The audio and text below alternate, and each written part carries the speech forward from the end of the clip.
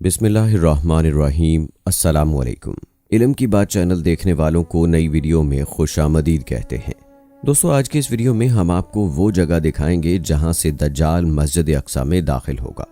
और हाँ, इसी वीडियो में आपको दज्जाल की चंद निशानियां भी बताएंगे ताकि पूरी उम्मत इस फितने से बच सके। बल्कि वीडियो के आखिर में दज्जाल के खात्मे के हवाले से भी आप सही हकीकत जानेंगे कि दज्जाल के खात्मे के बाद हज़रत ईसा अलैहिस्सलाम के साथ क्या होगा। तो चलिए बिला तमहीद इस वीडियो का आगाज़ करते हैं और सबसे पहले आपको बताते हैं कि दज्जाल कहां से निकलेगा और उसके पैरोकार कौन होंगे। तो दोस्तों, दज्जाल के आने की जगह के बारे में मुख्तलिफ अहादीस और रिवायात मौजूद हैं। जबल ज़ैतून के बारे में एक हदीस में कहा गया है कि दज्जाल वहां से आएगा। यह हदीस इमाम तिरमिज़ी ने रिवायत की है, जिसमें हज़रत अबू हुरैरा रज़ियल्लाहु ताला अन्हु से रिवायत है कि रसूल अल्लाह सल्लल्लाहु अलैहि वसल्लम ने फरमाया, दज्जाल शाम से निकलेगा और जबल ज़ैतून पर उतरेगा। जबल ज़ैतून या तूर ज़ैता ये एक पहाड़ की चोटी है जो कदीम यरूशलेम से मशरिक में मुल्हिक है। इस चोटी का नाम ज़ैतून के दरख्तों जो उसकी ढलवानों पर मौजूद थे की वजह से है। ये ज़ैतून पहाड़ 3000 साल से ज़्यादा एक यहूदी कब्रिस्तान के तौर पर इस्तेमाल किया जा रहा है और यहाँ तकरीबन 1.5 लाख कब्रें मौजूद हैं। बल्कि जबल ज़ैतून यहूदियों, ईसाइयों और मुसलमानों के लिए एक मुक़द्दस मकाम है और ये पहाड़ मुतअद्दिद अहम मजहबी वाक़यात का मकाम है। ईसाइयों के लिए जबल ज़ैतून ख़ास तौर पर मुक़द्दस है क्योंकि उनके नज़दीक ये वो जगह है जहाँ हज़रत ईसा अलैहिस्सलाम को आसमान पर उठाया गया था। इसी तरह यहूदियों का अक़ीदा है कि मसीह मौऊद यानी दज्जाल के नज़ूल के वक्त जबल ज़ैतून फट जाएगा और मुर्दे ज़िंदा होंगे। वाज़ेह रहे कि जबल ज़ैतून दुनिया के सबसे बड़े यहूदी कब्रिस्तानों में से एक है, जहां तकरीबन 1.5 लाख कब्रें हैं। यहूदियों का मानना है कि इस पहाड़ पर दफन होने वाले लोगों को मसीह मौऊद यानी दज्जाल के नज़ूल के वक्त सबसे पहले जिंदा किया जाएगा। दोस्तों, मुसलमानों के लिए भी जबल ज़ैतून एक अहम मकाम है। इस पहाड़ की चोटी पर चढ़ने वाले ज़ायरीन को मस्जिद अक्सा के दिलकश नज़ारे देखने को मिलते हैं। मस्जिद अक्सा यरूशलेम में एक मुक़द्दस मकाम है और ये मुसलमानों के लिए दुनिया में तीसरा सबसे मुक़द्दस मकाम है। ये वो जगह है जहाँ से हज़रत मोहम्मद सल्लल्लाहु अलैहि वसल्लम मेराज पर गए थे। बहरहाल दोस्तों, मजमूई तौर पर दज्जाल के आने की जगह के बारे में कोई हतमी बात नहीं कही जा सकती। ये एक ऐसा मामला है जो गैब से मुताल्लिक है और इसका इल्म सिर्फ अल्लाह ताला के पास है। लेकिन ये बात ज़हन में रखें कि अहादीस मुबारका में दज्जाल का जिक्र बड़ी वजाहत से आया है। बल्कि हर नबी दज्जाल के फितने से अपनी उम्मत को डराता रहा है और आखिरी नबी हजूर अकरम सल्लल्लाहु अलैहि वसल्लम ने दज्जाल की कुछ निशानियां भी बयान फरमाई हैं। हदीस में आता है कि दज्जाल यहूदी होगा, खुदाई का दावा करेगा, उसकी दोनों आंखों के दरमियान काफिर लिखा हुआ होगा, दाएं आंख से काना होगा, दाईं आंख की जगह अंगूर की तरह का उभरा हुआ दाना होगा। ज़मीन पर उसका क़याम 40 दिन होगा। अल्लाह ताला उसके हाथ से मुख्तलिफ खर्क आदत उमूर और शोबद ज़ाहिर फरमाएंगे। वो लोगों को कत्ल करके ज़िंदा करेगा। वो आसमान को हुक्म करेगा, आसमान बारिश बरसाएगा। ज़मीन को हुक्म करेगा, ज़मीन गल्ला उगाएगी। एक वीराने से गुजरेगा और उसे कहेगा, अपने ख़जाने निकाल। वो अपने ख़जाने बाहर निकालेगी। फिर वो ख़जाने शहद की मक्खियों की तरह उसके पीछे पीछे चलेंगे। आखिर में एक शख्स को कत्ल करेगा, फिर जिंदा करेगा। उसको दोबारा कत्ल करना चाहेगा तो नहीं कर सकेगा। दज्जाल पूरी ज़मीन का चक्कर लगाएगा। कोई शहर ऐसा नहीं होगा जहां दज्जाल नहीं जाएगा, सिवाय मक्का मुकरमा और मदीना मुनव्वरा के, कि इन 2 शहरों में फरिश्तों के पहरे की वजह से वो दाखिल नहीं हो सकेगा। दज्जाल का फितना तारीख़ इंसानियत का सबसे बड़ा फितना होगा। दज्जाल के पीछे ऐसे लोग होंगे जैसे उनके चेहरे हथौड़े से मारकर बराबर कर दिया गया हो। एक दूसरी रिवायत में आता है कि हज़रत इमाम मेहदी जब कुस्तुनतुनिया को फतह फरमाकर शाम तशरीफ़ लाएंगे, दमिश्क में मुक़ीम होंगे कि शाम और इराक़ के दरमियान में से दज्जाल निकलेगा। पहले नबूवत का दावा करेगा, यहाँ से अस्फ़हान पहुँचेगा। अस्फ़हान के 70,000 यहूदी उसके साथ हो जाएंगे। फिर खुदाई का दावा शुरू कर देगा और अपने लश्कर के साथ ज़मीन में फसाद मचाता फिरेगा। बहुत से मुल्कों से होता हुआ यमन तक पहुँचेगा। बहुत से गुमराह लोग उसके साथ जाएंगे। यहाँ से मक्का मुकरमा के लिए रवाना होगा। मक्का मुकरमा के करीब आकर ठहरेगा। मक्का मुकरमा के गिर्द फरिश्तों का हिफाजती पहरा होगा, जिस वजह से वो मक्का मुकरमा में दाखिल ना हो सकेगा। پھر مدینہ منورہ کے لیے روانہ ہوگا۔ یہاں بھی فرشتوں کا حفاظتی پہرا ہوگا۔ دجال مدینہ منورہ میں بھی داخل نہ ہو سکے گا۔ اس وقت مدینہ منورہ میں 3 مرتبہ زلزلہ آئے گا، جس سے کمزور ایمان والے گھبرا کر مدینہ منورہ سے باہر نکل جائیں گے اور دجال کے فتنے میں پھنس جائیں گے۔ مدینہ منورہ میں ایک اللہ والے دجال سے مناظرہ کریں گے۔ دجال انہیں قتل کر دے گا، پھر زندہ کرے گا۔ وہ کہیں گے اب تو تیرے دجال ہونے کا پکا یقین ہو گیا۔ دجال انہیں دوبارہ قتل کرنا چاہے گا مگر نہیں کر سکے گا۔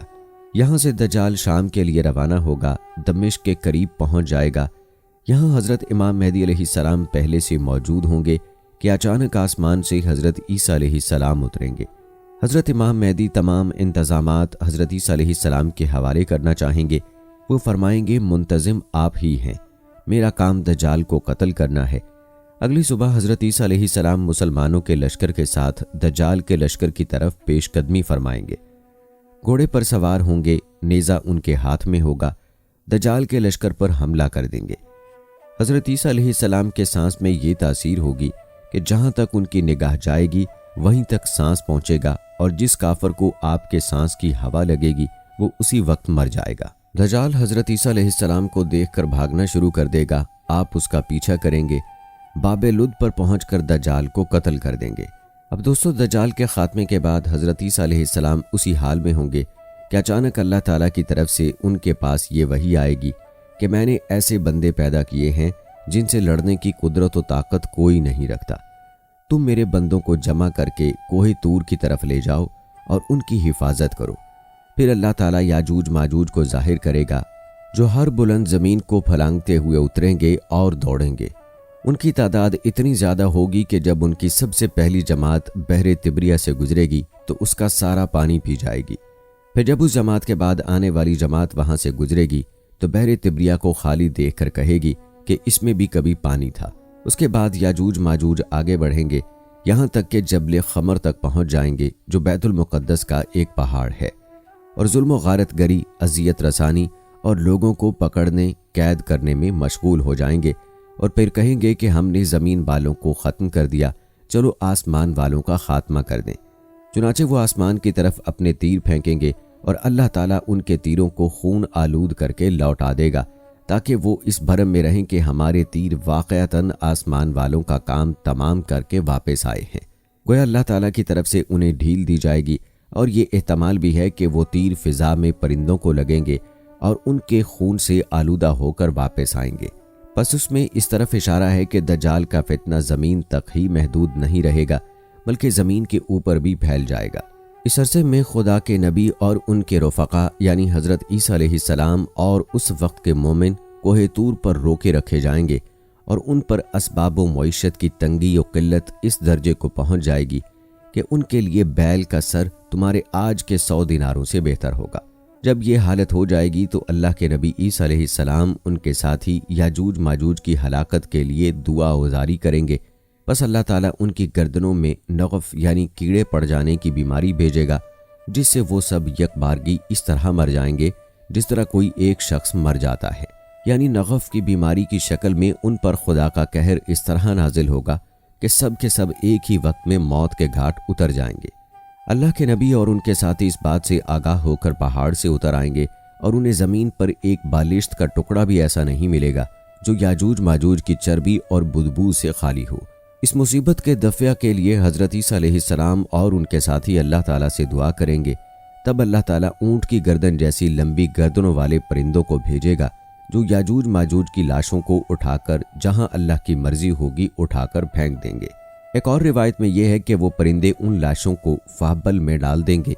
فابل یہ دراصل ایک جگہ کا نام ہے جو بیت المقدس کے علاقے میں واقع ہے۔ بہرحال پھر زمین کو حکم دیا جائے گا کہ اپنے پھلوں یعنی اپنی پیداوار کو نکال اور اپنی برکت کو واپس لا۔ چنانچہ زمین کی پیداوار اس وقت اس قدر بابرکت اور با افراد ہوگی کہ 10 سے لے کر 40 آدمیوں تک کی پوری جماعت ایک انار کے پھل سے سیراب ہو جائے گی، اور اس انار کے چھلکے سے لوگ سایہ حاصل کریں گے، بلکہ دودھ میں برکت دی جائے گی، یعنی اونٹ اور بکریوں کے تھنوں میں دودھ بہت ہوگا، یہاں تک کہ دودھ دینے والی ایک اونٹنی لوگوں کی ایک بڑی جماعت کے لیے کافی ہوگی۔ دودھ دینے والی ایک بکری آدمیوں کی ایک چھوٹی سی جماعت کے لیے کافی ہوگی۔ لوگ اس طرح کی خوشحال اور امن و چین کی زندگی گزار رہے ہوں گے کہ اللہ تعالیٰ ایک خوشبودار ہوا بھیجے گا جو ان کی بغل کے نیچے کے حصے کو پکڑے گی، یعنی اس ہوا کی وجہ سے ان کی بغلوں میں درد پیدا ہوگا، اور پھر وہ ہوا ہر مومن اور ہر مسلمان کی روح قبض کر لے گی، اور صرف بدکار اور شریر لوگ دنیا میں باقی رہ جائیں گے جو آپس میں گدھوں کی طرح مخلوط ہو جائیں گے، اور انہی لوگوں پر قیامت قائم ہوگی۔ اس پوری روایت کو امام مسلم نے نقل کیا ہے۔ دعا کیجئے کہ خدا پاک ہم سب کو قیامت کے خوفناک فتنوں سے محفوظ و مامون رکھے۔ تو دوستو، اس ویڈیو کے آخر میں دجال کے بارے میں آپ کی کیا رائے ہے؟ اس سوال کا جواب آپ کمنٹ سیکشن میں ہمیں ضرور لکھیے گا۔ ہمیں امید ہے آپ کو ہماری آج کی یہ ویڈیو بھی پسند آئی ہوگی۔ دوستو، اگر آپ کو ہماری آج کی یہ ویڈیو اچھی لگی ہے تو آپ اس ویڈیو کو لائک ضرور کیجیے گا، اور ہاں، جو دوست احباب ہمارے چینل پر نئے ہیں وہ ہمارے چینل کو سبسکرائب ضرور کر لیجئے تاکہ ہر آنے والی نئی ویڈیو آپ کو بر وقت مل سکے۔ دوستو، اگر آپ کسی موضوع پر ویڈیو دیکھنا چاہتے ہیں تو آپ کمنٹ سیکشن میں ہمیں ضرور لکھیے گا۔ اس کے ساتھ ہی ہمیں دیجیے اجازت، ملتے ہیں اگلی آنے والی ویڈیو میں، تب تک کے لیے اللہ نگہبان۔